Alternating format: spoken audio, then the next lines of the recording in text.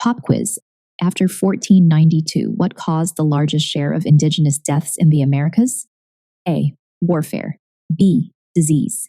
C. Famine. D. Forced taxes. Lock in your answer. We'll come back to it shortly.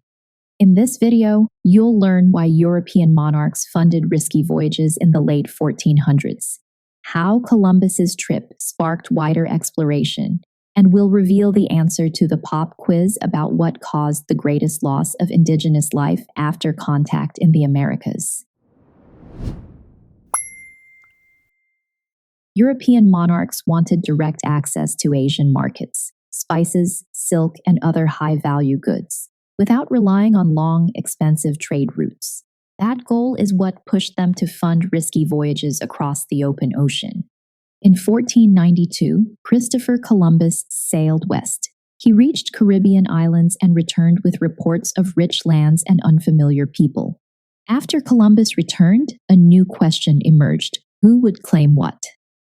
In 1494, Spain and Portugal negotiated the Treaty of Tordesillas, dividing new lands between their two crowns. This agreement didn't reduce conflict, it accelerated competition and conquest. Once Europeans and indigenous Americans made contact, biology, belief, and technology collided. The results reshaped societies on both sides of the Atlantic almost immediately. Picture contact as a two-way flow. Europeans brought animals, metal tools, religion, and especially microbes. The Americas offered powerful trade networks, sophisticated farming systems, and diverse nations. With that in mind, let's circle back to the pop quiz. The correct answer is B, disease. Epidemics like smallpox caused the largest share of indigenous deaths after contact, spreading along indigenous trade routes, even in places Europeans never reached. With no prior exposure, communities suffered catastrophic losses within a few generations. Before we move on, here's one quick misconception to clear up. By this time, many educated Europeans already accepted that the Earth was round.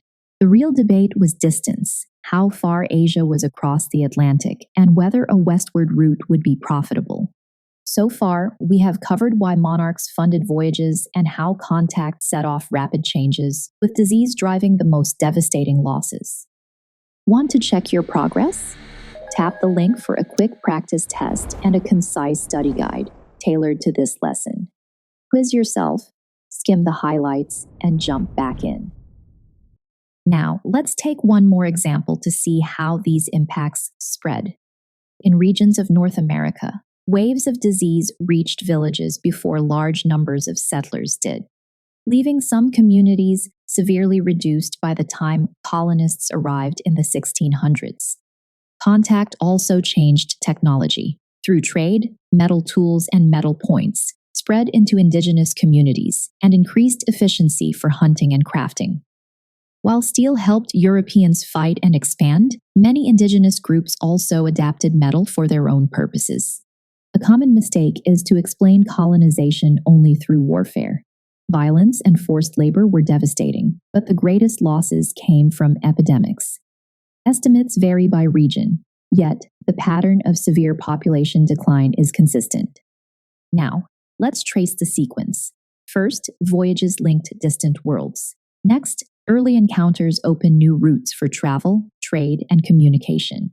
Then, microbes spread quickly along existing indigenous networks. Over time, populations fell and power balances shifted as newcomers pressed for land and resources. To recap, European exploration was driven by profit, power, and faith. Early contact triggered massive biological change, with disease causing the greatest loss of life. Technology and trade also reshaped daily life for indigenous peoples and Europeans alike. Ready to quiz yourself with the content covered in this video? Check out the link in the description where you'll find Quizlet content made just for you.